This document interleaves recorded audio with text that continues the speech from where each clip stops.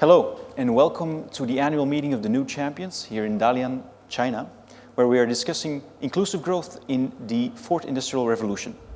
Today, we will be talking about a specific aspect of the fourth industrial revolution, which is our technology pioneers. We've got 3 of them presented here today, but there are 30 in total that are selected to be our class of 2017 technology pioneers. These are companies that work on technology and innovation that are poised to make a positive impact on the world with their innovations. We're going to be having a conversation with our 3 technology pioneers. Welcome to all of you. And we'll be talking about where they're from and what they do, what issues they actually tackle, which societal and business issues they tackle, and why they're around now and not 5 years ago. Many of you have not been around 5 years ago, and what you expect your technology will do in the future. So without further ado, I want to quickly introduce from my left to my right, your right to your left, Nobu Okada from Astroscale. Yes. Then we have Paul Ellis from Electron. Welcome. And then finally, David Perry from Indigo Agriculture. Welcome to all of you. Thank you. Thank you. And thank you very much. Absolutely, thank you for being here. And let's kick it off immediately with you, Nobu. Could you tell us where you're from and what you do? Our company, Astroscale, is Singapore-based, and we have offices in Tokyo and UK. What we do is we are developing technologies to remove space debris. So space debris is a huge issue in the space industry, but not only space industry, but also the ordinary people. The density of the space debris has reached a critical level that the debris starting to colliding each other and the chain reactions happening, so that space is not sustainable anymore. Yep, thank you. And we'll get back to you in just a minute. I want to first introduce also the other 2 technology pioneers. Paul, you represent Electron, and where are you from and what do you do? I'm from London, and we have only one office, which is in London. We were incorporated about 18 months ago, so it's a very early stage company. We focus on blockchain for the energy sector. We think that there's some huge opportunities for inefficiencies to be taken out of that market and for cost savings to be gathered by the existing parties. So we're heavily involved in developing various proof of concepts at the moment, and we're looking forward to taking those into full-scale production in a year or so's time. Fantastic. So blockchain that we previously saw, of course, in the financial sector, now being applied in the energy sector. We'll also get back to you, and then we'll meet first David, our final technology pioneer represented here today from Indigo Agriculture. So that gives me a hint of what you do. Indigo, where are you from and what do you do? It's true. Indigo Agriculture is an agriculture-based company. We're based in Boston, Massachusetts, in the United States, and we're applying cutting-edge microbiology to increase yields in agriculture, increase productivity, while changing out a lot of the technologies that are used in agriculture today, including chemical insecticides, chemical fungicides, and chemical fertilizers. Yeah. So the 3 of you work on very different challenges, some on this earth and some extraterrestrial. So let's talk a bit more about your company, Astroscale, because what societal or business challenge do you tackle if you work out of space? Well, over the last 6 years, people have littered the satellites, rocket upper stages into the space. And that amount of the debris have accumulated to the critical level. And we have to remove them.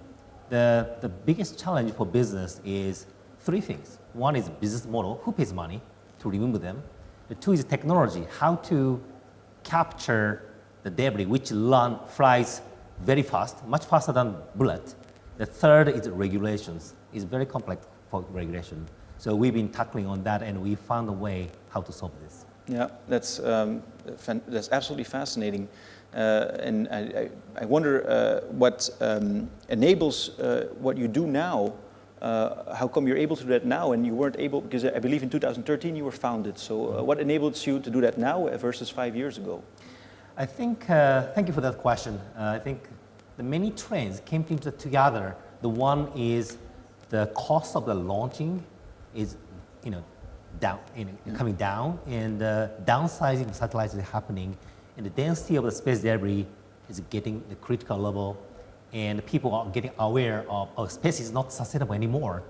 And I think these kind of all the trend, just combine together, and that's why we are. That's a combination of awareness, people being aware about this problem, and on the other hand, technology enabling now to do something about it. Now we are in 2017. Where do you expect to be with the company, and especially also with this challenge, let's say 5 or 10 years down the line? We're going to launch the first satellite quite soon, and we this will year still, or? Well, we're not supposed to tell, but quite soon from Russia, and also we are going to have a full demonstration in near future. And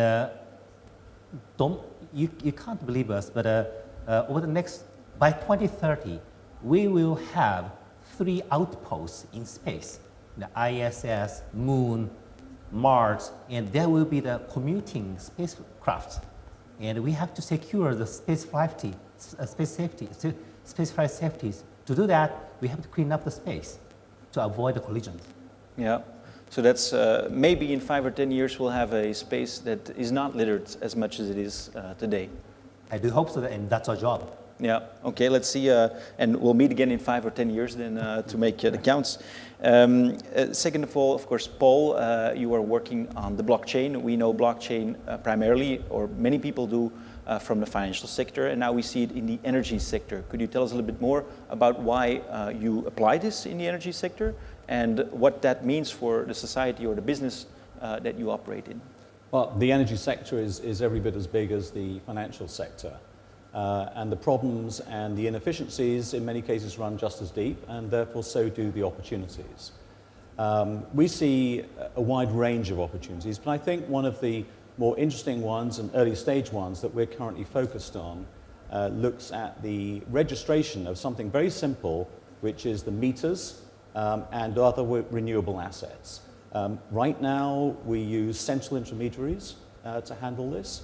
That is not necessarily an efficient way of doing it, partly because the central intermediary has vested interests that are 180 degrees diametrically opposed to the users of those platforms, but also they extract value from it.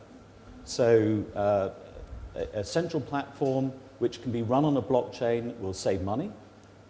It'll be faster and cheaper to operate. It provides more extensibility and opportunity for innovation. And importantly, it gives us the opportunity to incentivize parties on a blockchain to keep the data clean. One of the biggest problems that we have is that the data itself is not kept clean because there are no incentives to do so. What do you mean with clean data in the energy sector? Could you clarify? Well, a meter being registered to the wrong person, the meter supply number being inaccurate, trying to switch meters which can't be switched unless they're switched together. All of these things cause something like 1 in 20 of all the switches between suppliers in the UK to fail. And that's a very costly problem for the industry, and one which we believe can be solved in part by introducing the appropriate incentives. And blockchain is a really good way to do that. Yeah.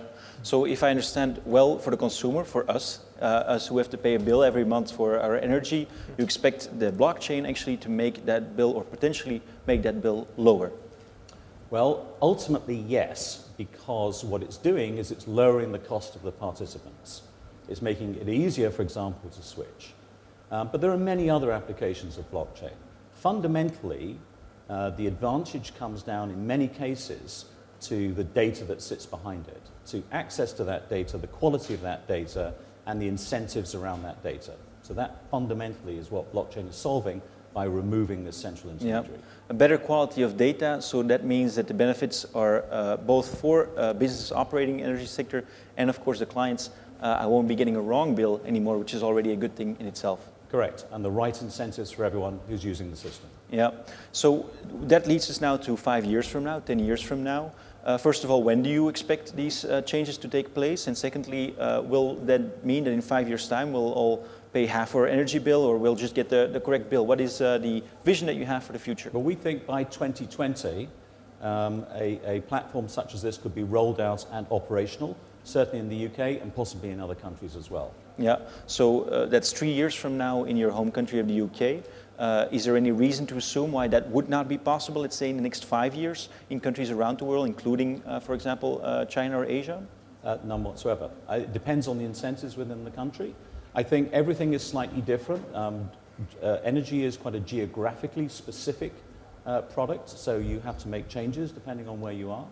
But there's no good reason why not. The technology is there now that allows us to do this. Yeah, you mentioned it's quite a geographically bound sector, the energy sector, and we know that, of course, typically national players still in liberalized markets, including the European Union. Do you expect the blockchain to change anything about that? Will we see more cross-border energy suppliers? Well, of course, we're already seeing interconnectors across Europe and elsewhere, and so we already have that. Whether or not, or how that will extend to, for example, registration, which is the example I gave, I think that's a matter of time and a matter for the regulators in the different countries. But it's certainly something which I think we're on a trajectory to accomplish that. Yeah.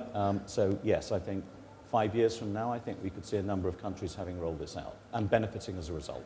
Final question for you. Another trend that we see in the energy sector is that it gets decentralized. That there is more generation closer to the customer. Is blockchain helping in that regard too? It is, in different ways. There are various projects that are currently going on peer-to-peer and community energy trading, and we're certainly involved in a couple of those.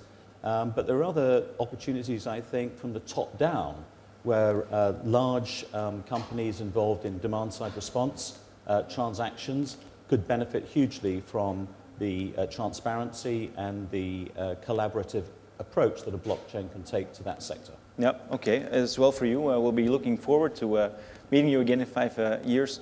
Finally, David, I want to get to you. Indigo Agriculture, you told us a little bit about yourself. Could you tell us more about the challenge that you tackle with Indigo? Absolutely. So, as I mentioned, Indigo is harnessing microbiology, the microbes that evolved over hundreds of millions of years to be symbiotic with plants. And the potential benefit of that is really threefold. One is we need to increase the productivity of agriculture. Right now, the food demands of the population are growing faster than agricultural productivity is. And so by 20 or 40 or 2050, we're going to have to significantly increase agricultural production in order to meet those needs. The second is that the means by which we got our existing agricultural production are arguably neither good for us nor good for the planet. So swapping out those technologies, even as we seek greater productivity, is important. And then a third fundamental challenge is farmer profitability. About 40% of the world population is engaged in either growing or preparing our food, and a large number of those live below the poverty line. So we can only really think about sustainability of agriculture if we think about sustainability of economic sustainability of farming. And we're hoping to address all three of those. Yeah. In which geographies are you most active? You, of course, come from the US. Does your technology apply in great farming regions as Latin America, Africa, etc.? It does. Obviously, agriculture is a worldwide business. We're based in the U.S., and that's been our primary focus thus far. And we're currently on several 100,000 acres of farmland in the United States. But this year, we're expanding into a South American country and Australia, and we expect to continue that expansion over the next 2 or 3 years. Yeah. That's fantastic. You mentioned that the reason why you are in existence or why you're necessary, the challenge that you tackle, is actually the fact that food demand is rising faster than the availability of food, and also that a lot of farmers live below the poverty line. Yeah. Of course, those problems aren't new. In that sense, I would have hoped that such a company would have existed 10 years ago, 20 years ago, or at least 5 years ago. Why are you existing now and not 5 years ago? That's a good question. So while what we do in theory is really simple, we identify microbes from nature and add them back to agricultural crops. Actually doing that is very technically challenging. There may be 1 trillion microbes that could be beneficial, and if you have to test every one of them, that's sort of an infinitely long problem. So the technique that allows us to do it is the combination of DNA sequencing and computing power. So we sequence tens of thousands, ultimately hundreds of thousands of microbes, put those sequences into a database and use algorithms and machine learning to predict which microbes might be effective, essentially dramatically shrinking the problem. The cost of DNA sequencing for a bacteria 3 or 4 years ago was about $1,000. Today it's about $10. So that plunging cost is really what enables us to exist. Yeah. We see this happening across the three companies, that technology today is much more advanced than it was 5 years ago. This has been going on for a number of decades, of course. It's known as the Moore's Law.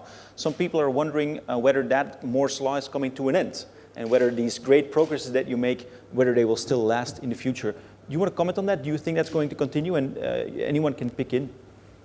Well, DNA sequence, so Moore's Law says that computing power will double every 12 to 18 months. DNA sequencing is actually improving about 5 times Moore's Law. So, So that means that it advances 5 times as fast as the advancements of technology in general. Of processing chips, technology.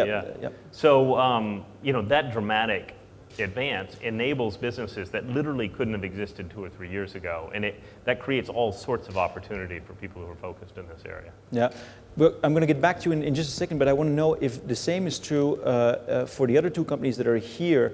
Do you expect the pace of technology that you work with to continue at the same level, to increase or to decrease in the coming years? Let's hear from you. I think certainly in the case of blockchain, Moore's Law obviously applies to computing. I think, I don't know what the equivalent would be on a blockchain, but we're seeing a huge amount of innovation taking place, moving from proof of work to proof of stake, building in zero-knowledge proofs that allow privacy in smart contracts, state channels that allow vast amounts of transactions to be transacted on a blockchain, and things like sharding, which gives us much better capability to handle vast amounts of data. So all of these things are in the pipeline at various stages of completion, but they're all coming. Yeah, so no end to progress in the blockchain either. Let's look at Astroscale and space. What's next? Of course, the moon was next 50 years ago. Now we're already much farther ahead. And I even heard that there were rumors that life has been discovered somewhere on another planet recently, very secretive. So what do you expect? Are you going to clean up also the space in planets far, far away in the future? So answering that question, I think I should tell the big trend in the space industry. So space was more government-oriented and difficult, far away from ordinary people. But now its trend is coming down to the private sector-oriented, and the downsizing and less money is okay, capital is there. Yeah. So more and more private sector are joining the space industry. And that's good, and that's why we have an opportunity. Regarding a space debris issue, space agencies have worked on the concept, some R&D, but they have politics. Also, they have annual budgeting process. That's right. And that they are not fast. So that's why there's a room for private sector to accelerate providing solution by global procurement, globally finding the key talent and capital we can get anywhere in the world. So I think that give us a chance. So answering your question, space is a new frontier, and I'm sure more and more people will join the space industry. And space industry is always 50 to 60 years behind airline industry.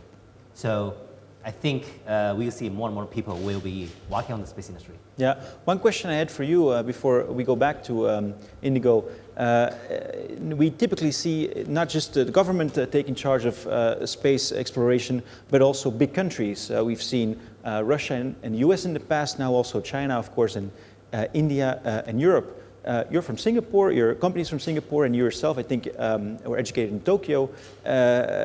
How come you're active from Singapore? What's the reason that such a small country is able to make contributions to space exploration and debris removal? Well, I can't tell you the smart story about it because I had running my previous company in Singapore, covering the Southeast Asia. But Singapore is the best country because Singapore is a neutral country. Yeah. The more than 90% of the space debris comes from Russia, US, China. So we have to serve to these countries, Singapore is in the right location. Yeah, so it basically means that you can serve all three major customers because you come from a small country, which is an interesting concept, of course. The technology pioneers, depending on which sector they're from, can come from any country.